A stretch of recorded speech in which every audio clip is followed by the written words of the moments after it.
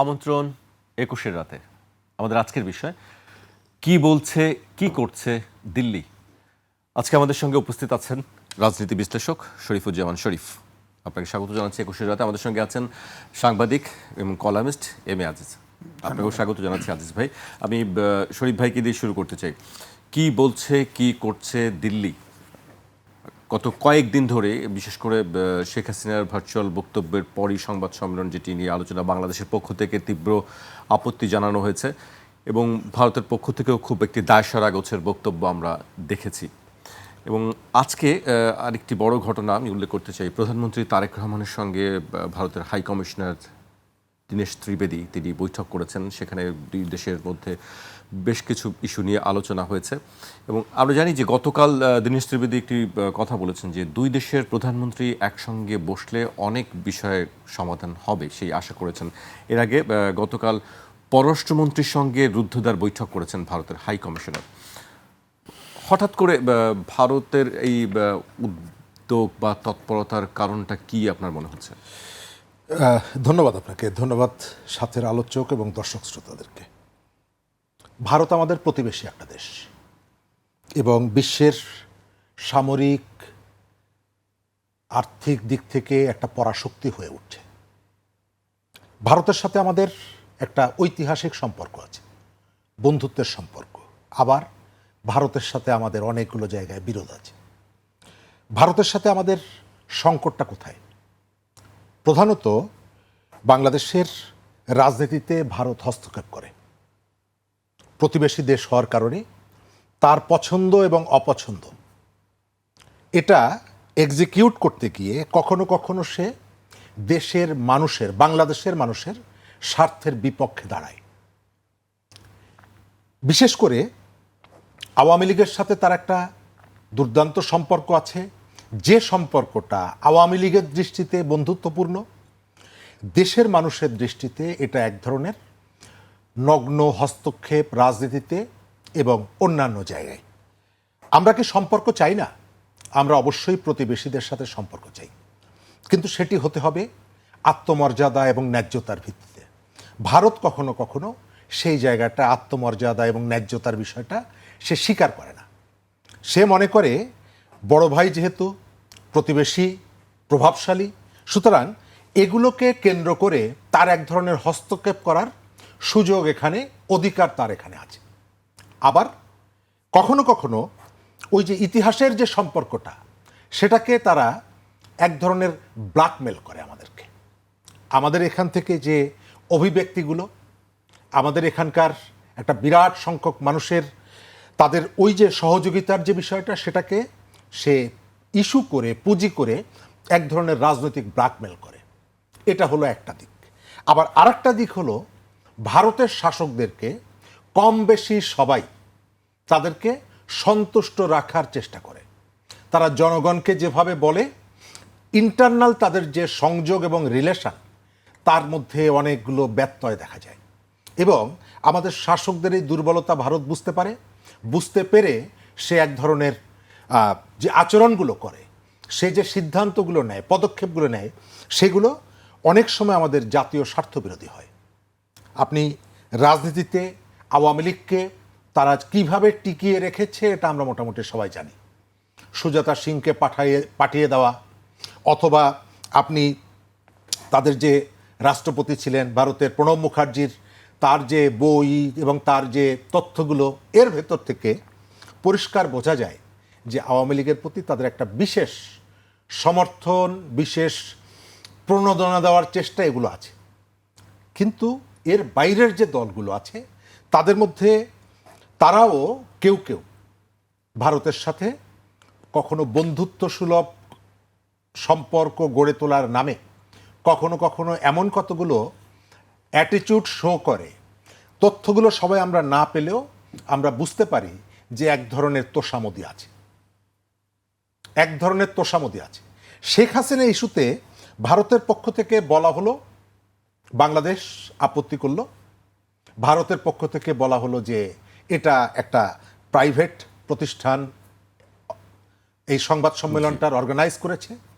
তারপরে একটা সরকার যদি চায় তার দেশে কোনো প্রাইভেট প্রতিষ্ঠান অথবা সরকারি প্রতিষ্ঠান তারা সরকারের ইচ্ছার বাইরে কি কোনো কিছুই করতে পারে? পারে না। তাহলে কেন? কারণ হলো ভারত উপরে আমাদের সাথে এক ধরনের আচরণ করছে আর নিচে তার আচরণটা ভিন্ন। এটা হলো তাদের দিক থেকে।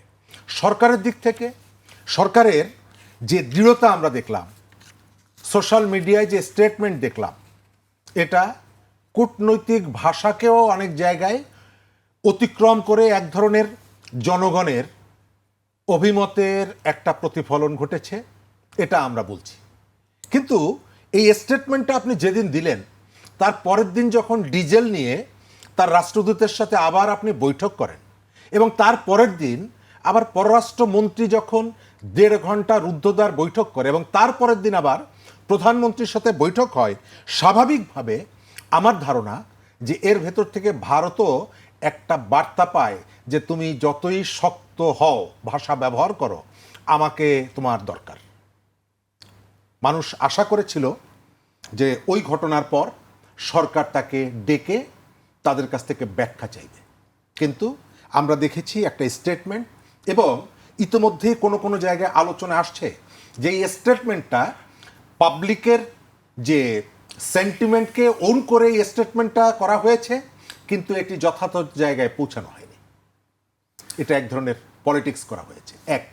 দ্বিতীয় জায়গাটা হচ্ছে অন্যান্য যে দলগুলো, আমাদের গতকাল থেকে একটা আলোচনা আসছে, আমাদের এখানে রাষ্ট্রপতি নির্বাচন 11 দলীয় জোট, তাদের যে প্রার্থী, আমি দেখছিলাম কালকে পত্রিকায়, মানে পুরনো পত্রিকা ঘাটতে গিয়ে, ওনার 13 মার্চ হচ্ছে জন্মদিন।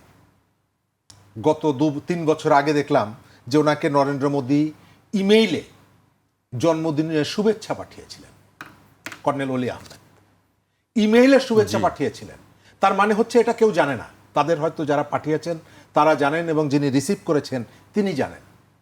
এরপরে আমরা এটি জানলাম, এটি প্রেস রিলিজ আকারে বাংলাদেশের মিডিয়াতে পাঠানো হলো যে কর্নেল অলির জন্মদিনে নরেন্দ্র মোদী শুভেচ্ছা পাঠিয়েছেন ইমেইল করে। এর অর্থটা কি? অর্থটা হচ্ছে দেখানো যে দেখো আমার সাথে তার একটা ভালো সম্পর্ক আছে। আমি আপনার এখানে একটা অনুষ্ঠানে বলেছিলাম যে দুজনই লাইলির জন্য পাগল, একজন লাইলিকে পেয়ে পাগল আর একজন লাইলিকে না পেয়ে পাগল। আমাদের এখানকার যারা শাসক, আজকে যারা ক্ষমতায় আছেন, তারা একসময় ভারত থেকে এসে বলেছেন না যে গঙ্গা ইস্যুতে কথা বলার কথা মনে ছিল না? বলেছেন তো। জামাতের যিনি বিরোধী দলের নেতা, তিনি বলেছেন না যে ভারতকে কষ্ট দিয়ে কোনো কিছু করব না? অর্থাৎ আবার আপনার জাতীয় পার্টির জিএম কাদের ভারত থেকে ফিরে বলেছেন না যে আলোচনা হয়েছে সেগুলো প্রকাশ করা যাবে না? অর্থাৎ আমাদের পলিটিশিয়ানরা আমাদের সামনে এসে ভারত সম্পর্কে যে কথাগুলো বলে, এর কিছু হচ্ছে তাদের মনের কথা আর কিছু হচ্ছে তাদের মুখের কথা। A to Z কেউ খুবই নগ্নভাবে একেবারে কোনো রাগঢাক ছাড়া ভারতের দাসত্ব করতে চায়, আর কেউ ওই যে লাইলিকে পেতে চায় কিন্তু আমাদের কাছে এসে প্রকাশ করে না। এবং এই যে দুর্বলতা, নেতৃত্বের দুর্বলতা, এটা ভারত বোঝে বলেই এত আলোচনার মুখেও গতকালকে সীমান্তে একজন তরুণকে হত্যা করেছে। জি, আমি শরীফ ভাইয়ের কাছে আবারও আসবো, আজিজ ভাইয়ের কাছে আসতে চাই। আজিজ ভাই, হঠাৎ করে আপনিও দেখছেন যে এই শেখ হাসিনা নিয়ে আলোচনা, আওয়ামী লীগ নিয়ে আলোচনা, ভারত কি করবে কি বলছে সেই সব নিয়ে শুধুই আলোচনা দিনভর, রাস্তাঘাট সব জায়গায়, গণমাধ্যমে সব জায়গায় এগুলো নিয়ে আলোচনা হচ্ছে। কারণ কি? আপনার কাছে কি মনে হচ্ছে আসলে খুব বেশি আলোচনা হচ্ছে এই বিষয়গুলো নিয়ে? ধন্যবাদ আপনাকে। আসলে সাধারণ মানুষ তো সব বুঝতে পারে না। যেমন শরীফ ভাই বলার চেষ্টা করেছেন যে আমাদেরকে একসময় ভারত সাহায্য করেছে, কিন্তু আমি প্রশ্ন হচ্ছে যে 25শে মার্চ যখন পাকিস্তানি হানাদার বাহিনী বাংলাদেশে ক্র্যাকডাউন করে এবং 3 তারিখে যখন পাকিস্তানি হানাদার ইন্ডিয়ান অনেকগুলো স্টেশনে আক্রমণ করে, তখন কিন্তু এই যে 25 তারিখ থেকে 2 তারিখ পর্যন্ত মুক্তিযোদ্ধারা মুক্তিযুদ্ধ করেছে। সেখানে তো ভারতীয় সেনাবাহিনী ছিল না। এই সময়টা তো মুক্তিযোদ্ধারাই স্বাধীনতা করেছে। তখন ভারত প্রতিবাদ করতে গিয়ে আমাদের মুক্তিযোদ্ধার সাথে মিলে যায়। তো 25 তারিখ থেকে 2 তারিখ পর্যন্ত এককভাবে মুক্তিযোদ্ধারা কিন্তু যুদ্ধ করেছে, সেখানে ভারত ছিল না। ভারত এসছে 3 তারিখে বর্ডারে। এখন তারা ভারত কিন্তু কখনো আমাদের স্বাধীনতা যুদ্ধ স্মরণ করে না, করে 3 তারিখ বলে পাকিস্তান ভারত যুদ্ধ স্মরণ করে। সুতরাং আমি এই জায়গায় বলবো যে আর আমাদের দেশের রাজনীতিবিদরা মনে করে যে ভারতের সাথে সম্পর্ক রাখা ছাড়া রাজনীতি করা যাবে না। আর ভারতও মনে করে যে তাদের 28টা প্রদেশ আছে আর 8টা কেন্দ্রীয় শাসিত অঞ্চল আছে। তারা মনে করে ভারত বাংলাদেশকে কেন্দ্রীয় শাসিত অঞ্চলের মতো, অন্তত লেনদেনের মতো না করতে পারলেও কেন্দ্রীয় শাসিত সরকারের মতো। সে কারণে তারা সরকার, যারা সরকারে থাকে তাদের সাথে সম্পর্ক রাখে, পলিটিশিয়ানদের সাথে সম্পর্ক রাখে। দেখেন এই যে উদাহরণ হলো কর্নেল ওলি থেকে শুরু করে সব রাজনীতিবিদের সাথে, জামাতের আমিরের সাথে বৈঠক হয়েছে না? একবার করলো না, না তারা না করছে, তারা গোপন রাখতে বলেছে, গোপন রাখতে বলেছে। তো সবার সাথেই তো কথা হয়, সবার সাথেই। এখন তারেক রহমান আছে প্রধানমন্ত্রী, তাকে ব্রিক্সে দাওয়াত করছে যাওয়ার জন্য, কিন্তু তার সে যে বাংলাদেশের প্রধানমন্ত্রী সেটা কিন্তু লিখে নাই। এর জন্য তো সূক্ষ্ম একটা টানাপোড়েন আছে। ফাইনালি তিনি যাবেন কি যাবেন না এটা পরিষ্কার না এখনো। হ্যাঁ, এও তো হতে পারে যে ত্রিবেদী যে তার সাথে বৈঠক করছে এই ক্ষতটা মীমাংসা করার জন্য অন্তত তারেক যাক, এটা ঠিক, এটাও হতে পারে। আর একটাও হতে পারে যে এখন যে শেখ হাসিনা যে টানাপোড়েন চলছে, সে আসবে কি আসবে না, তাকে পাঠাবে কি পাঠাবে না, ভারত কিন্তু কখনো পরিষ্কার করে না তার অবস্থান, ভারতের অবস্থান। আপনি খেয়াল করে দেখেন যে বাংলাদেশ থেকে না করলো যে, এবং ট্রাইব্যুনালেও বলা আছে যে কোনো বিদ্বেষমূলক কথা ছাড়া অন্য কথা বলতে পারে, কিন্তু বিদ্বেষ ছাড়া তো শেখ হাসিনা কথা বলতে পারে না। কিন্তু আপনি বলেন তো, এতগুলো ইন্টারভিউ দিল, অনলাইনে দিল, অফলাইনে দিল, ভার্চুয়ালি দিল, কোনোদিন শেখ হাসিনার চেহারা দেখছেন? কোনো রিপোর্টার সাক্ষাৎকার নিচ্ছে তার চেহারা দেখছেন? আপনার সাংবাদিকতার ইতিহাসে বলেন তো দেখি, ইন্টারভিউ যে ব্যক্তি দেয় তার চেহারা দেখা যায় না, তার ভয়েস শোনা যায় না, আবার রিপোর্টারের বক্তৃতা শোনা যায় না। এখন আপনি বলতে পারেন এপি, রয়টার, তারা তো বিদেশি অর্গানাইজেশন। হ্যাঁ, ওখানে একমাত্র বিশ্বের বড় দেশের একমাত্র ভারতে আছে গদি মিডিয়া, অর্থাৎ নরেন্দ্র মোদীর অনুগত। আপনার গদি মিডিয়া এপির আছে না, রয়টারের আছে না, ওখানে সাংবাদিক আছে না, তারা তো অনুগত হতে পারে, গদি মিডিয়ার লোক হতে পারে। আবার আপনার দেখেন যে পশ্চিমা দেশগুলোতে তো আবার লবিস্ট নিয়োগ করা যায়, একটা নিউজ ছাপতে সমস্যা কী? সুতরাং আমার কাছে এখনও পরিষ্কার যে যা কিছু শেখ হাসিনার নামে ঘটছে সেটা ভারতের গদি মিডিয়া এটা করতেছে, জাস্ট আমাদের দেশে অস্থিরতা তৈরি করা, অথবা তার আমাদের দেশে এই হাসিনা আইলো এইটা দেখে একটা প্রেশার তৈরি করা যে দেখেন না, এই যে বন্যা হয়েছে, কাঁচামরিচের দাম 400 টাকা কেজি, ঠিকই ভারত কিন্তু কাঁচামরিচ এক্সপোর্ট করছে, বাংলাদেশে দিছে, আমরা উপকৃত হয়েছি, তারাও উপকৃত, ব্যবসা করতে পারছে। তা আমার কথা হলো, ভারত তাদের যে পররাষ্ট্রনীতি, দক্ষিণ এশিয়ার একটি দেশের সাথে সম্পর্ক ভালো নাই, একটি দেশের নেই।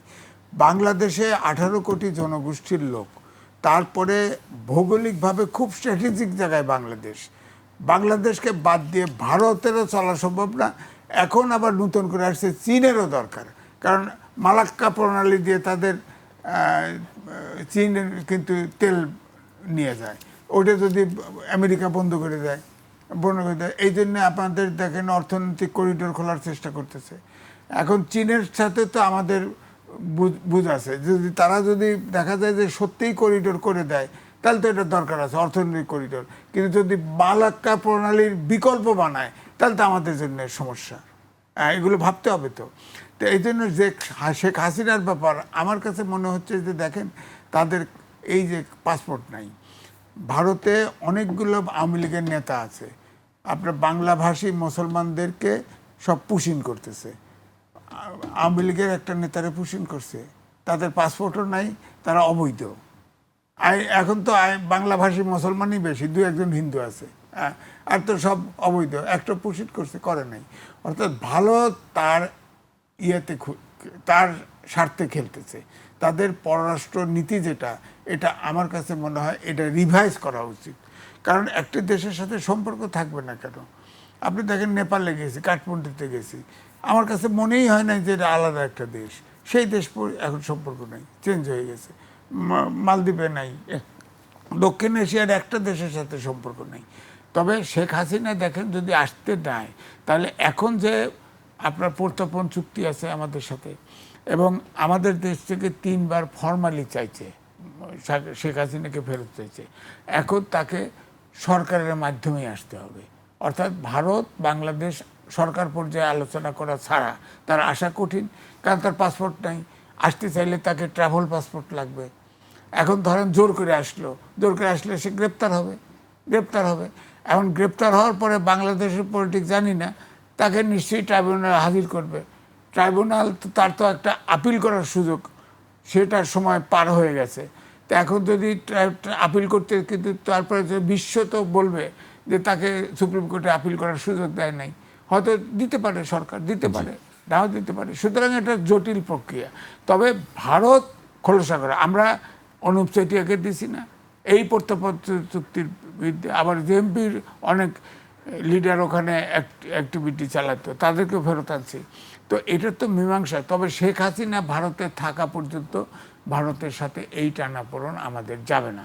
2 হলো, ভারতের দেখেন পররাষ্ট্র মন্ত্রণালয়ের স্থায়ী কমিটি কিন্তু বলেছিল যে আমাদের সাথে যে অমীমাংসিত ইস্যুগুলো আছে, তিস্তা, গঙ্গা চুক্তি থেকে শুরু করে যা আছে, এগুলো সমাধান করা উচিত।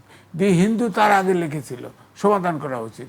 এমনি শেখ হাসিনার বিষয়ে বলছে যে শেখ হাসিনাকে ফেরত দিবে কি দিবে না, এটা পরিষ্কার বলা উচিত, পরিষ্কারভাবে। পরিষ্কার করতেছে না তারা। জি আজিজ ভাই, আমি আপনার কাছে আবার আসবো। আমি শরীফ ভাইয়ের কাছে আসতে চাই। আজিজ ভাই বেশ কয়েকবার বলছিলেন যে প্রত্যর্পণের কথা বলছিলেন। আমি আজকে ভারতের বেশ কয়েকটি গণমাধ্যমের খবর উল্লেখ করতে চাই। Hindu, Times of India, the Wire, আরও বেশ কয়েকটি গণমাধ্যম যে খবরগুলো দিচ্ছে, তাকে বলছে যে আসলে যে প্রত্যর্পণ চুক্তি, সেই প্রচলিত আইন অনুযায়ী সংশ্লিষ্ট কর্তৃপক্ষ আবেদনটি পরীক্ষা করে দেখছে, যে কথাটি আগেও একাধিকবার জয়সওয়াল একই কথা বলেছেন। আরেকটি যেটি হচ্ছে যে মানবিক আশ্রয়ের একটি যুক্তি তারা দিচ্ছে, বলছে যে ভারতীয় সংসদীয় কমিটি মন্তব্য করেছে শেখ হাসিনাকে আশ্রয় প্রদান ভারতের ঐতিহাসিক মানবিক ঐতিহ্য ও আশ্রয়ের নীতির অংশ। এটি ভারতের সংসদীয় কমিটি রিপোর্ট দিয়েছে। ধন্যবাদ। মানে তাদের দিক থেকে একটি ভারতের যে তথ্যগুলো অনেকটা যথার্থভাবে আমাদের কাছে আসলে আসে না। আমাদের মিডিয়াগুলোর মধ্যে একটা প্রতিযোগিতা শুরু হয়েছে, কে কার আগে কি খবরটা সে পাঠকের কাছে নিয়ে যেতে পারে এবং ভাইরাল হতে পারে। অনেক সময় দেখা যায় যে রিয়েল যে ইনফরমেশনটা, সেটা না জেনেই মানুষের কাছে তথ্যটা নিয়ে যাওয়া হয়, তারপরে দেখা যায় যে এটি সঠিক ছিল না। শেখ হাসিনার যদি রাজনীতি এখানে বাঁচিয়ে রাখতে হয়, আওয়ামী লীগের রাজনীতি, তাদেরকে এখানে ফিরতে হবে। এখন যারা শেখ হাসিনার আমলে ভিকটিম হয়েছে, যাদের শেয়ার মার্কেট থেকে টাকা লুট হয়েছে, যাদের স্বজন হত্যাকাণ্ডের শিকার হয়েছে, তারা প্রত্যেকেই চায় অভিযুক্তরা দেশে আসুক, তারা বিচারের মুখোমুখি হোক। আর যারা ক্ষতিগ্রস্ত হয়নি, যারা আওয়ামী লীগের অনুপস্থিতিতে এক ধরনের নতুন রাজনৈতিক পোলারাইজেশন তৈরি করতে পারছে, ক্ষমতার অংশীদারিত্ব পাচ্ছে, তারা চায় আওয়ামী লীগ এখানে না আসুক। আপনি যদি আমাকে জিজ্ঞেস করেন, আমি মনে করি আমাদের এখানকার সর্বোচ্চ ব্যক্তির থেকে সর্বনিম্ন ব্যক্তি পর্যন্ত কেউই আইনের ঊর্ধ্বে নয়। কারো বিরুদ্ধে যদি অভিযোগ থাকে, আমি চাই সে কোর্টে আসবে, সে আত্মপক্ষ সমর্থন করবে, সুযোগ পাবে এবং আইনত তার বিচার হবে। তাকে আমি লাস ভেগাসে দেখতে চাই না, আমি তাকে দুবাই শহরে ঘুরতে দেখতে চাই না।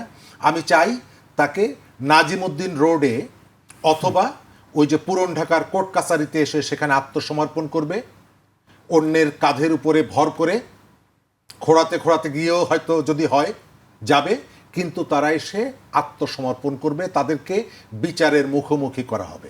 এবং স্বজন হারিয়েছে যারা, তাদের প্রত্যেকের চাওয়া এটা। আর যারা এটা নিয়ে ক্ষমতার ভাগ চায়, ক্ষমতার ইকুয়েশন থেকে চিন্তা করে, তারা মনে করে যে এরা দূরে থাকুক। শেখ হাসিনাকে তো আমরা ফেরত চাই। তাহলে সে যখন আসার কথা বলে, তখন এই প্রশ্নগুলো আমরা কেন করি? কেন বলি যে সে আসবে না? কেন বলি যে ভারত তাকে আসতে দেবে না? আমি তো চাই যে সে এসে, তার বিরুদ্ধে তার টেলিফোন আলাপ ফাঁস হয়েছে না, তার উপরে ভিত্তি করে তার বিচার হয়েছে না, সে এই যে 800, 2000, 5000 যেই অভিযুক্ত, এই যে হত্যাকাণ্ডের অভিযোগ তার বিরুদ্ধে আছে না, তাহলে আমি কেন চাইবো যে উনি দিল্লিতে আরাম আয়েশে থাকুক? আমি কেন চাইবো উনি আমেরিকায় ফিরে গিয়ে ওনার সন্তানের কাছে থাকুক? আমি তো চাই যে কালকে উনি আসুক, এসে আইনের মুখোমুখি হোক। কিন্তু যদি কিন্তু সুতরাং দিয়ে সম্ভবত একটি অংশ চায় যে তোমরা দূরে দূরে থাকো, ওইটা আমি আগেও বলেছি যে আর আমরা এখানে মারিব মৎস্য খাইব সুখে। এক। দ্বিতীয়ত, ভারতকে আমরা সুযোগটা দিয়েছি। ভারত যে মাতব্বরিটা করছে, এই মাতব্বরি করার সুযোগটা দিয়েছি। আমি বাংলাদেশের রাজনৈতিক দলগুলোর কথা বলেছি। গতকালকে আপনার অন্তর্বর্তী সরকারের পররাষ্ট্র উপদেষ্টা তিনি একটা ইন্টারভিউ দিয়েছেন এবং সেখানে তিনি বলেছেন যে ডক্টর মোহাম্মদ ইউনূস কোনো আমন্ত্রণ ছাড়া তিনি ভারতে যেতে চেয়েছিলেন। কোনো একটা জায়গা থেকে ফেরার পথে আমি তাকে নিষেধ করেছি। তার অর্থ হলো আপনি বাইরে যাই বলেন, ভেতরে অন্তরের মধ্যে সবার লাইলি বাস করে। ভারতের সাথে এক ধরনের নেগোসিয়েশন করে চলতে চায়। কিন্তু আমাদের এখানে আমাদের মানুষের মধ্যে যে স্বাধীন চেতা একটা অনুভূতি তৈরি হয়েছে, এটাকে আমরা অ্যাপ্রিসিয়েট করি। কিন্তু সেটাকে যেন কোনো ধরনের উগ্রতার পথে নিয়ে না যাওয়া হয়। একটা অংশ চাইছে এটাকে উগ্রতার পথে নিয়ে যেতে। এক। দ্বিতীয়ত, বাংলাদেশে এবং পাকিস্তানে, ভারত, বাংলাদেশ, পাকিস্তানে এখানকার একটা ফোর্স দাঁড়িয়েছে যে এই বিষয়গুলোকে অনন্তকাল জিয়ে রাখা। আমার এখানে আসার আগে আপনার টপিক দেখার পরে মনে পড়ছিল যে কয়েক বছর দুয়েক আগে ভারতের সাথে যখন পাকিস্তানের একটা সার্জিক্যাল অ্যাটাক হচ্ছিল, খেয়াল আছে পরস্পর, তখন ভারতের কোনো একটা পত্রিকায় একটা কার্টুন বেরিয়েছিল। এক চাকরি প্রত্যাশী যুবক নরেন্দ্র মোদীর সামনে দাঁড়িয়ে আছে, নরেন্দ্র মোদী তার কাঁধে হাত রেখেছে আর সামনে অনেকগুলো যুদ্ধ বিমান পাকিস্তানের দিকে যাচ্ছে এবং নরেন্দ্র মোদী ওই যুবককে বলছে, আরে দেখ, পাকিস্তানকে সার্জিক্যাল অ্যাটাক করে মাটিতে শুইয়ে দিছি আর তুমি শুধু চাকরি করছো। অর্থাৎ রাজারা, শাসকরা এই ধরনের ইস্যুগুলোকে সামনে এনে আপনার জনজীবনের যে ইস্যুগুলো সেগুলোকে বাইপাস করতে চায়, সেগুলোকে পেছনে নিয়ে যেতে চায়। ভারতের মধ্যে এখনো কোটি কোটি মানুষ দারিদ্র্য সীমার নিচে বসবাস করে। শিক্ষা, স্বাস্থ্য, পয়ঃনিষ্কাশন থেকে শুরু করে অনেক মৌলিক অধিকার সে পূরণ করতে পারেনি। আবার সে তার পরমাণু অস্ত্র বানিয়েছে, সে তার অন্যান্য জায়গাগুলোতে।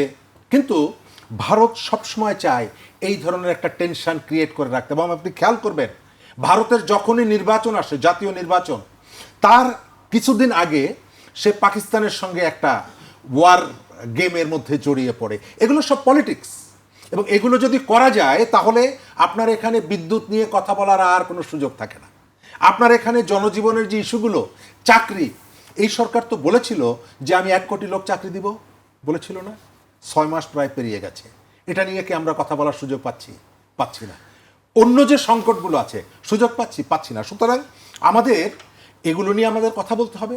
ভারতের এই যে দাদাগিরির বিরুদ্ধে কথা বলতে হবে, এই যে চালাকির বিরুদ্ধে কথা বলতে হবে। একই সঙ্গে আমাদের রাজাদের একটা বিরাট অংশ তলে তলে যে টেম্পো স্ট্যান্ড, তারা যে গোপনে ভারতের সাথে সদ্ভাব রেখে চলতে চায় এবং আমাদেরকে দেখাতে চায় যে দেখো আমি কত বড় জনপ্রিয়, জনদেশপ্রেমিক, এটাও যেমনি তুলতে হবে। একই সঙ্গে মানুষের যে সংকট, সেই সংকট নিয়ে আলোচনা করার জন্য একটি টাইম, একটা সময় আপনাকে রাখতে হবে। জি, আজিজ ভাই, আরেকটি প্রশ্ন আপনার কাছে, যে শেখ হাসিনা ফেরা নিয়ে কথা হচ্ছে, শেখ হাসিনা কি চাইলেই ফিরতে পারবেন আসলে? না, চাইলেই সহজে পারবে না, কারণ প্রত্যর্পণ চুক্তি আছে 1। 2 হলো বাংলাদেশ থেকে ফরমালি 3 বার চিঠি দিছে, তাকে ফেরত চাইছে। এদিকে অনেক জায়গায় ভারত অনেক কথা বলে ফেলছে, পার্লামেন্টারি পার্টি কথা বলে ফেলেছে, তাদের পাসপোর্ট নাই, কারো পাসপোর্ট নাই, যারা ভারতে গেছে কারো পাসপোর্ট নাই। এই পাসপোর্ট ছাড়া বাংলাদেশে হয় পাহাড় পর্বতে ঢুকতে হবে অথবা ট্রাভেল পাস বাংলাদেশ ইস্যু করতে হবে, এছাড়া তো আসার উপায় নাই। এখন যদি অনুপ্রবেশ করে, জোর করে অনুপ্রবেশ করে, সাথে সাথে গ্রেপ্তার করতে বাধ্য, গ্রেপ্তার হতে বাধ্য, তখন তো তার কোনো ফ্রিডম থাকবে না।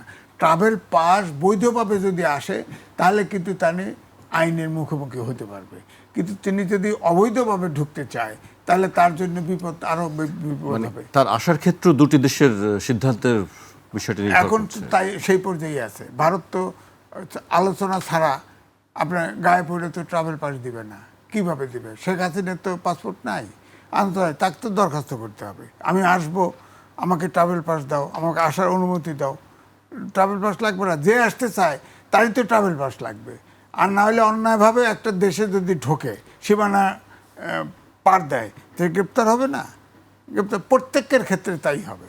সুতরাং এখানে ভারতের সাথে বাংলাদেশ সরকারের একটা ডায়ালগ লাগবে, এবং এই ইস্যুতে যদি ভারত তাকে প্রত্যাপন করতে চায়, তাহলে প্রসেসটা কিভাবে ইজি হবে সেটা আলোচনা করে ঠিক করতে হবে। কারণ প্রত্যাপন চুক্তিতে অনুপ চেটিয়াকে জেলখানার থেকে আমরা বের করে দিছি না, ওখানে জেএনপির লোক নিয়ে আসছি না, তো সে যেভাবে দিচ্ছে সেইভাবে দিবে। আবার ভারতের চরিত্র আছে, দালাই লামা বহুত বছর ধরে রাখছে না, এখন শেখ হাসিনাকে যদি ভাবে যে আমৃত্যু রেখে দেবো, রাখো, তাহলে অন্য নেতাদের কি হবে? তারা তো আসতে হবে, তারা তো অন্য নেতারা তো কথা বলেন না, আপনি দালালি আমার কথা বলছেন বা আরো যারা আছে সেখানে, তারা তো কথা বলেন না বা বক্তব্য দেন না, আমরা যতটুকু জানি। না, তা দেয় না, তা দেয় না, কারণ ভারত এটা তো বাংলাদেশ। বাংলাদেশে ধরেন এই যে আপনি খেয়াল করে দেখেন, ইলেকশন হয়ে যাওয়ার পরে আগে বলছে যে আমরা নির্বাচিত সরকারের সাথে আমরা সম্পর্ক উন্নয়ন করব, কাজ করব, এটা বলছেন। ইউনিট সরকারের সময় সম্পর্ক টানাপোড়েন ছিল, তীব্রতর হয়ে গেছিল, কিন্তু নির্বাচিত হলো, হওয়ার পরেও কিন্তু সময় তারা কি সম্পর্ক উন্নয়নের চেষ্টা করছে? করে নাই তো। কারণ তারা চায় যে তারেক রহমান তাদের অনুগত হোক, তাহলে কিন্তু সমাধান হয়। অনুগত হলেই কবে যে শেখ হাসিনাকে নিয়ে যাও, নিয়ে যা, বিপদে দিও না, ঝুলাই দিও না, বা দিসেনদের একটা শর্তে নিয়ে যাও। আমার কাছে মনে হচ্ছে যে, আমি লিখেছি ভূ রাজনীতির চক্করে বাংলাদেশ, আমার মনে হয় শেখ হাসিনাকে কেন্দ্র করে আমেরিকা এবং ভারতের দূরত্ব কমছে, এবং যার ফলে আপনি খেয়াল করে দেখেন ভারতের রাষ্ট্রদূত এবং বাংলাদেশের রাষ্ট্রদূত দুজনই হাই প্রোফাইল, দুজনকে বাংলাদেশে, একজনকে বাংলাদেশে দিছে, কেন্দ্রীয় মন্ত্রী ছিল সে, তা ত্রিবেদীকে দিছে, আর সেখানে দিছে ট্রাম্পের বিশেষ দূত সার্জিও গোর, তাকে দিছে ভারতের অ্যাম্বাসেডর করে।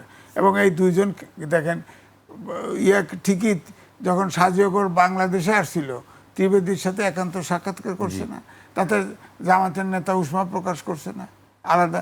তারপর আবার দুইজনই ইন্ডিয়া চলে গেছে, কেন গেছে?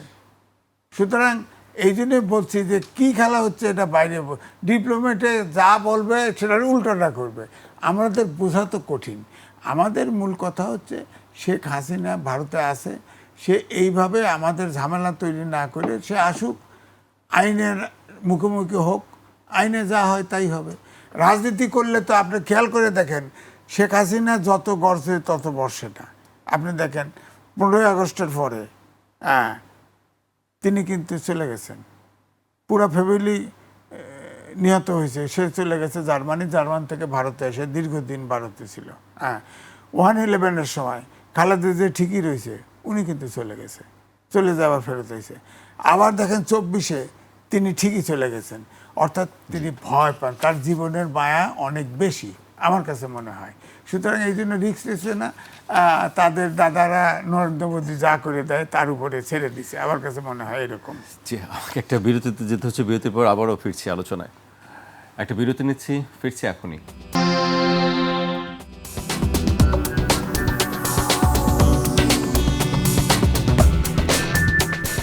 বিরতির পর আবারও স্বাগত, আপনারা দেখছেন 21-এর রাত।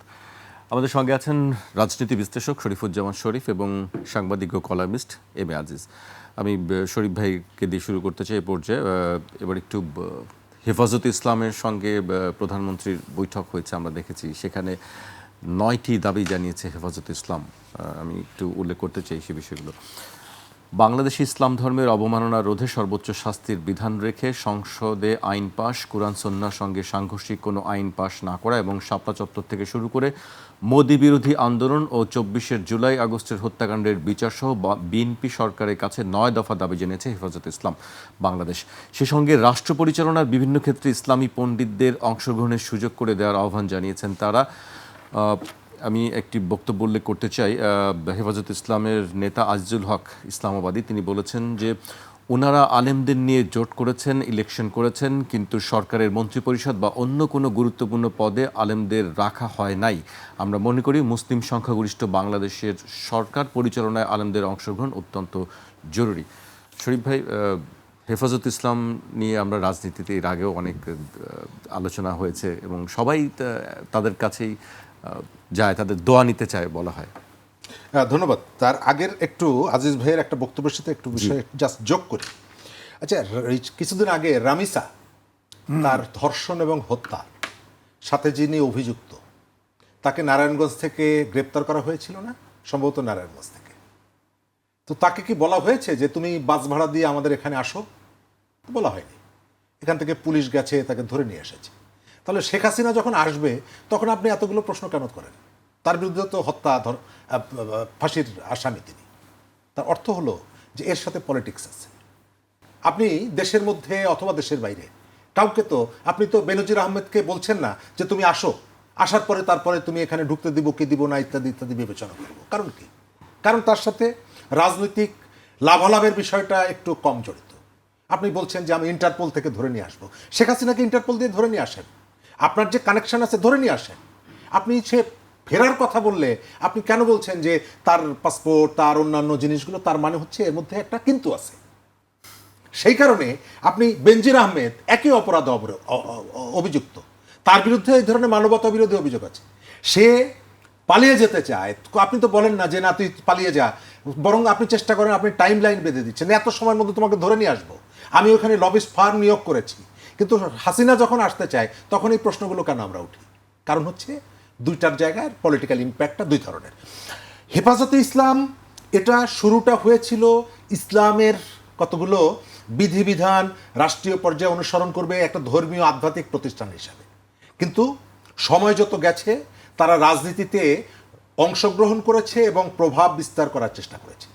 আওয়ামী লীগের কাছ থেকে তারা মারও খেয়েছে, আবার আওয়ামী লীগের কাছ থেকে তারা সুবিধাও নিয়েছে। তাদের নেতারা আবার তার প্রতিদানও দিয়েছে। শেখ হাসিনা, শরীফ ভাই, হেফাজত সবসময় তাহলে বলছে কেন যে তারা অরাজনৈতিক প্রতিষ্ঠান? এরা এক ধরনের ভাড়ায় খাটে, যার যখন প্রয়োজন হয় তার স্বার্থে ব্যবহৃত হয়। নারায়ণগঞ্জের কথা আপনার যদি মনে থাকার কথা, আজ থেকে 3 বছর আগে শামীম ওসমানের পক্ষ নিয়ে নারায়ণগঞ্জের নেতারা আইভীর বিরুদ্ধে, শামীম ওসমান এবং আইভীর যে আধিপত্যের লড়াই, সেই লড়াইয়ের মধ্যে হেফাজত অনেক জায়গায় যুক্ত করা হয়েছিল। আজকে তারা অনেকগুলো দাবিগুলো তারা তুলতেই পারে, কিন্তু যে দাবিগুলো তুলছে বাংলাদেশের সংবিধান এটা পারমিট করে কিনা, সে ব্লাসফেমি আইন চাচ্ছে, বাংলাদেশ সেটি করতে পারবে কিনা। আমি মনে করি কালকে তারেক রহমান সেখানে যাওয়ার পর তারা যে দাবিগুলো তুলেছে বিএনপির রাজনীতিকে আবার নতুন করে একটা সংকটের মুখে, চ্যালেঞ্জের মুখে ফেলে দিচ্ছে। আপনার মনে থাকার কথা, আপনি অনেক বছর ধরে সাংবাদিকতা করেন, এই ধরনের কতগুলো ইনোসেন্ট অর্গানাইজেশন এখানে আছে যারা বিএনপি যখন ক্ষমতায় বসে তখন তারা কতগুলো দাবি নিয়ে এসে হাজির হয়।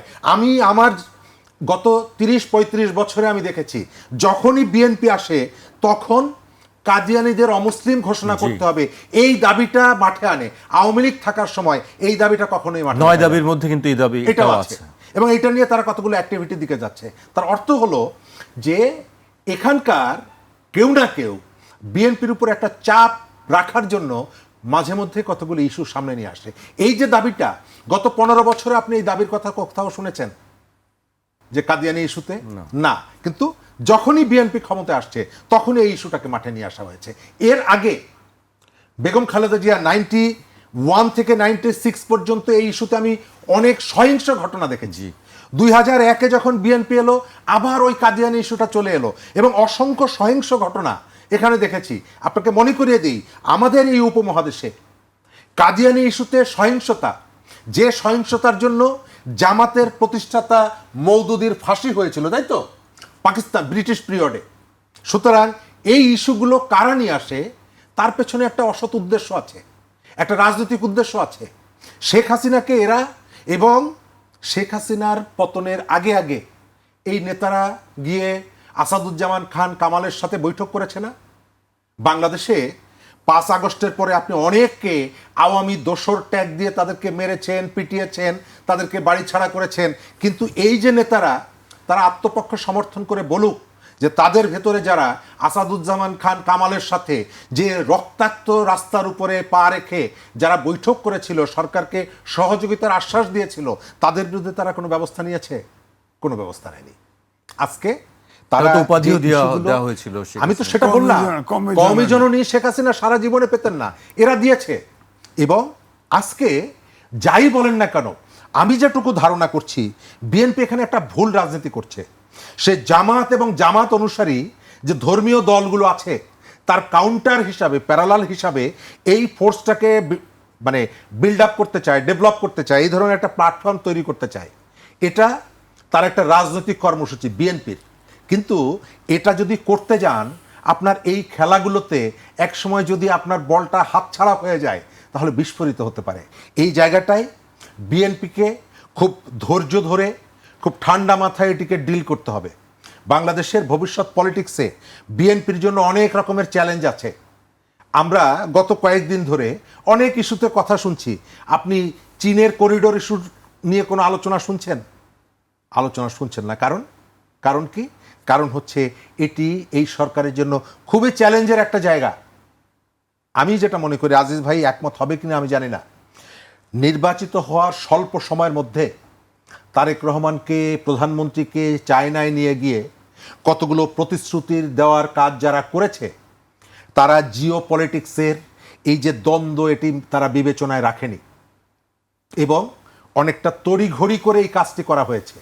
এবং এই কাজের ভেতর থেকে বিএনপি সরকার একটা চ্যালেঞ্জের মুখে পড়েছে। আমরা অনেক কথা হয়তো মিডিয়ার সামনে বলতে পারবো না, কিন্তু আমরা কতগুলো তথ্য শুনি, কতগুলো জিনিস অনুধাবনও করি একটা সংকটের মধ্যে। সুতরাং সরকারকে, আমার ডোমেস্টিক ইস্যু হোক, রিজিওনাল ইস্যু হোক, জিওপলিটিক্সের ইস্যু হোক, সরকারকে খুব ঠান্ডা মাথায় কৌশলে এগুলোকে হ্যান্ডেল করতে হবে। জি, আজিজ ভাইয়ের কাছে আসতে চাই। আজিজ ভাই, সরকারকে খুব ঠান্ডা মাথায় কৌশলে হ্যান্ডেল করতে হবে, বিশেষ করে হেফাজত ইসলামের কথা বলছিলেন শরীফ ভাই, এবং জামায়াতের রাজনীতি সবকিছু মিলে আপনার কাছে এটা কি মনে হয় আসলে হেফাজতের কাছে শরীফের কেন? সাথে একমত হয়েও আমি অন্য এই হেফাজত প্রসঙ্গেই আমি অন্য ইস্যুটা বলি। আমাদের দেশে, আমি এখানেও বলেছি, 12 প্রকার শিক্ষা ব্যবস্থা আছে। এই যে হেফাজতের যে শিক্ষা প্রতিষ্ঠান কওমি, এদের বোর্ড আছে, বোর্ডের সরকারি প্রতিনিধি পর্যন্ত নাই। হ্যাঁ, ডিগ্রি দিচ্ছে সব। জাতীয় বিশ্ববিদ্যালয় আছে, ওপেন ইউনিভার্সিটি আছে। এইভাবে যদি এখন তারা দাবি করতেছে সরকারেও প্রতিনিধি লাগবে, আমার কথা হলো সব শিক্ষাই দরকার আছে, বুঝলাম, কিন্তু আমাদের দেশে যে সেক্টরে যত কয়েকজন লোক দরকার সেটা প্রোডাকশন দিক। আমাদের এখন বিজ্ঞানের যুগে আপনি বলেন তো, আমাদের দেশে 12 প্রকার শিক্ষা, কোনো জাতীয় ইস্যুতে আমরা একমত হতে পারি না। এই কারণে এখন ধরুন ব্লাসফেমি আইন করবেন, পৃথিবীতে বাঁচতে হবে না, বাঁচতে হবে না, করুক না। তারেক রহমান আজকে করলে কালকে ফল করবে। ব্লাসফেমি আইন এত কঠিন, সারা বিশ্বে তোলপাড় হয়ে যাবে। তো সুতরাং এই দাবিগুলো কেন করে? ব্ল্যাকমেল করার জন্য। শেখ হাসিনাকে নিয়ে গেছে না রেসকোর্স ময়দানে, নিয়ে যায়, সেখানে কওমি জননী উপাধি প্রশ্ন তো দিচ্ছে। সেটি আসলে, যে এই যে অনেক- দাবিগুলো তোলা হচ্ছে, দাবিগুলো আসলে অনেক বেনিফিট কেন? নিছে। কওমি যে হেফাজত নন পলিটিক্যাল ধর্মীয় প্রতিষ্ঠান মানলাম, কিন্তু এবারের সঙ্গে দেখেন কয়েকটা গ্রুপে ভাগ হয়ে গেছে। ভাগ হয়ে এক এক জায়গায় এক এক গ্রুপ আছে না, 11 দলের ভিতরে একটা গ্রুপ আছে না। এখন তারা বেরিয়ে যাচ্ছে, তাদেরকে আবার এক করতেছে, এক করে একটা সরকারের উপরে চাপ তৈরি করা। এবং আপনি বলেন তো, একটা ধর্মীয়, আমার কথা ধর্ম যার যার, দেশ সবার, এইটার সিস্টেম হবে। ধর্মীয় আমাকে কাদিয়ানি, গুগলে সার্চ দেন, মুসলমান 79টা সেক্ট আছে, তার ভিতরে প্রধান হচ্ছে শিয়া এবং সুন্নি। কাদিয়ানি হলে তারপরে আসে। বাংলাদেশে কাদিয়ানি কিছু আছে না কেন? কাদিয়ানি তারা মানুষ না? এটা ধর্মীয়। তাহলে 79টা সেক্ট আপনি কি করবেন বলেন? 79টা সেক্ট, যার ফলে মুসলমানরা দেখেন না, ওআইসি চুপ, যাতে অনেক ইস্যু হয়, ওআইসি কথা বলতে পারে না। একই কারণ। সুতরাং আমি বলবো যে ধর্মীয় কোনো ইস্যুতে সরকার ট্যাপে পা না দেওয়া ভালো। হ্যাঁ, এখন যদি জামাত বা তাহলে এই যে 9 দফা দাবি যারা দিচ্ছে, এটা কি বাস্তবায়ন সম্ভব আসলে সরকারের পক্ষে? না, এখানে তো আছে তো ব্লাসফেমি আইন, করতে পারবে না সরকার, ইচ্ছে করলেও করতে পারবে না। এগুলো দাবিগুলো কেন করা হবে? তারা বলতে পারতো যে না, আমাদের এরকম ধরেন সুশিক্ষিত আছে, তাদের প্রতিনিধি কি গণতান্ত্রিক দেশ ইলেকশন করে জিতলো না কেন? ইলেকশন করে জিতুক, ক্ষমতায় আসুক, সমস্যা নাই, সিস্টেমের মধ্যে আসুক। এখন তারা নিয়ে বসায় দিবে। এখন ধরেন এই যে সব মক্তব মাদ্রাসা সব জায়গায় ধর্ষণ রেপ বলাৎকার হচ্ছে। হ্যাঁ, অনেকেই তো বলতেছে যে ধর্ম বলছে যে নবীদের আমল থেকে নাকি এগুলা চলতেছে। এটা বড় দোষ না, এগুলো করলে তো হবে না, হবে না তো। এবারে কথা বলুক, ধর্মীয় লোক যেসব অনাচার করতেছে সেগুলোর ভিতরে কথা বলুক। দেশের রাজনীতি যদি অরাজনৈতিক সংগঠন হয়, সেখানে রাজনীতি হ্যাঁ ধর্মের ব্যাপারে, কিন্তু ধর্ম ইম্পোজ করে দেওয়া তো দরকার নেই। আমাদের তো ইসলাম ধর্মের প্রতি আমরা অনুগত, ইসলাম ধর্মের প্রতি কটাক্ষ করলে আমরাও ক্ষুব্ধ হই। কিন্তু যদি আইন করতে যান, আর একটি মুসলমান ধর্মের কাদিয়ানিকে মুসলমান মনে করা হয় না, এরকম ৭৯টা সেক্ট আছে, আপনি সমাধানটা কিভাবে করবেন? হেফাজত মূল্য হয়েছে, হেফাজত হচ্ছে এখানে সাপোর্টার বেশি, এই জন্য রাজনীতিবিদরা তাদের কাছে যায় এবং ওইটা তারা ঠিক মতো এক্সপ্লয়েট করে করে করে এই দাবিগুলো দেয়। শেখ হাসিনার কাছে দাবি দিতে পারেন না, তার কাছে তো কমই জননী বানায়া তার কাছ থেকে বহুত বেনিফিট নিয়েছেন, শুনছি তো বহুত বেনিফিট নিয়েছেন, বহু রকম হেল্প নিয়েছেন। তো এটা আবার ভাগ হয়ে যান সময় মতো কেন? ভাগ ইলেকশনের আগে, নমিনেশনের আগে এত ভাগ হয়েছেন কেন? এত ভাগ হলে হেফাজত শুধু ধর্মীয়, আপনার নিজেদের ভিতরে ভাগ হয়েছেন নিজেরা এখন এবং ধর্ম, আপনি ধর্ম প্রচার করেন সমস্যা নাই, ধর্ম করেন সমস্যা নাই, কিন্তু আমার কথা হলো যে উপযুক্ত নাগরিক হিসেবে গড়ে উঠতে হবে। তো বিজ্ঞানের যুগে প্রবাসের যেখানে রোবট কাজ করতেছে, ডেটা সায়েন্স কাজ করতেছে, আইওটি কাজ করতেছে, আপনি সেই উপযুক্ত শিক্ষার মধ্যে আছেন। এই জন্য আমি কিন্তু বলি সবসময় কমপক্ষে এসএসসি বা এইচএসসি পর্যন্ত একমুখী শিক্ষা দরকার, একমুখী, নাহলে জাতি গঠন হবে না। ৫৫ বছর দেশ স্বাধীন হয়েছে, দেখেন কোনো ইস্যুতে আমরা জাতি একমত হইতে পারি না, জাতি ঘোষণ করতে পারি না। এবং আমাদের দেশে কবি হচ্ছে সমর্থকের দিক থেকে একটা বড় সংগঠন এবং এরা সবসময় থ্রেট হিসেবে কাজ করে সাধারণভাবে পথ চলার জন্য। জি, আমি শরীফ ভাইকে আসতে চাই। শরীফ ভাই, আপনাকে দিয়ে শেষ করতে চাই, একেবারে শেষ পর্যন্ত চলে এসেছি, যে এই যে বর্তমান অবস্থা আমরা দেখছি যে দেশের ভেতরে এবং দেশের বাইরে একটি চাপের কথা আপনারা বলছেন, চ্যালেঞ্জের কথা বলছেন, এটি আসলে কিভাবে আসলে মোকাবেলা করা সম্ভব সরকারের পক্ষে? ধন্যবাদ। সরকারের কথা এবং কাজের মধ্যে মিল থাকতে হবে। আমি অনেকগুলো জায়গায় দেখি সরকারের প্রধানমন্ত্রী যে মেসেজটা দেন, তার দল সেটিকে ফলো করেন না, এবং দলের এক শ্রেণীর নেতা তারা নানা রকমের দুর্নীতি অনিয়মের মধ্যে জড়িয়ে পড়েছেন, তাদের কারো কারো চারিত্রিক স্খলনের খবর পর্যন্ত বাইরে আসছে, কিন্তু এদের বিরুদ্ধে যে ধরনের দৃঢ়তা দরকার সেটি দেখা যাচ্ছে না। অনেক জায়গায় বিএনপির নেতারা স্বেচ্ছায় মবের পরিস্থিতি তৈরি করছেন, বিভিন্ন জায়গায় হামলা হচ্ছে। এটা যদি আপনি বন্ধ না করতে পারেন, তাহলে আপনি অপরাধ দমনে আপনার যে আন্তরিকতা সেটি প্রকাশিত হবে না। বিএনপি যে চ্যালেঞ্জগুলো মোকাবেলা করছে তার একটা বড় অংশ হলো উত্তরাধিকার সূত্রে পাওয়া। এই জায়গায় তাকে যতটুকু সংযমী হওয়া দরকার ছিল, উস্কানিতে পা দেওয়া যাবে না।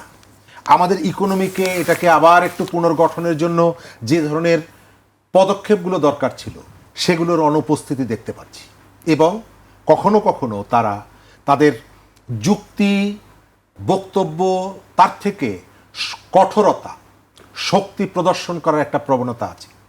বিরোধী দল তারা তাদের কথাগুলো বলবে, পার্লামেন্টে গিয়ে বলবে, পার্লামেন্টের বাইরে বলবে, আপনি তার সাথে আলোচনা করবেন, কিন্তু শক্তি দিয়ে তাকে দমন করবেন। তাদের নেতারা যেভাবে রাস্তায় লাঠি নিয়ে দৌড়াচ্ছে, তার প্রেক্ষিতে আপনি যখন গ্রেপ্তার করছেন না তাদেরকে, অন্য দলকে গ্রেপ্তার করছেন, তখন নৈতিকভাবে আপনার পরাজয় ঘটে। আপনার পরাজয়গুলো ঘটছে। বিএনপি একটা সংকটকালীন সময়ে ক্ষমতায় গ্রহণ করেছে। আমরা রাজনৈতিক সমীকরণে বিএনপির প্যারালাল কেউ এসে ক্ষমতা গ্রহণ করলে দেশকে একটা স্বাভাবিক জায়গায় নিয়ে যাবে, এটা আমরা মনে করি না। মনে করি এই মুহূর্তে বিএনপি হচ্ছে বেস্ট মানুষের জন্য, দেশের জন্য। তার মানে এই না বিএনপি যা খুশি তাই করবে। বিএনপিকে তার ওই যে লোভ সংবরণ করতে হবে, আইনের শাসন প্রতিষ্ঠা আন্তরিক হতে হবে। আমার দলের মানুষ বলে তাকে কোনো ধরনের কোনো অন্যায় কাজ করলেও তাকে আমি বিচারের মুখোমুখি করব না, এখান থেকে বেরিয়ে আসতে হবে। এবং মনে রাখতে হবে মানুষ তাকে যে ভোট দিয়েছিল, নুরুল কবিরের ভাষায় নাকে রুমাল দিয়ে ভোট দিয়েছে, সুতরাং মানুষ তাকে পর্যবেক্ষণও করছে, ভালোবাসছে, ভেতরে ভেতরে ক্ষোভও তৈরি হচ্ছে। সবগুলো সমন্বয় করেই বিএনপিকে ক্ষমতায় থাকা উচিত এবং ক্ষমতা পরিচালনা করা উচিত। জি, আজকে এখানেই শেষ করতে চাই। আপনাদের দুজনকে অনেক ধন্যবাদ আমাদেরকে সময় দেওয়ার জন্য। আজ এখানেই শেষ করছি, কাল আবার দেখা হবে ঠিক রাত 12টায়।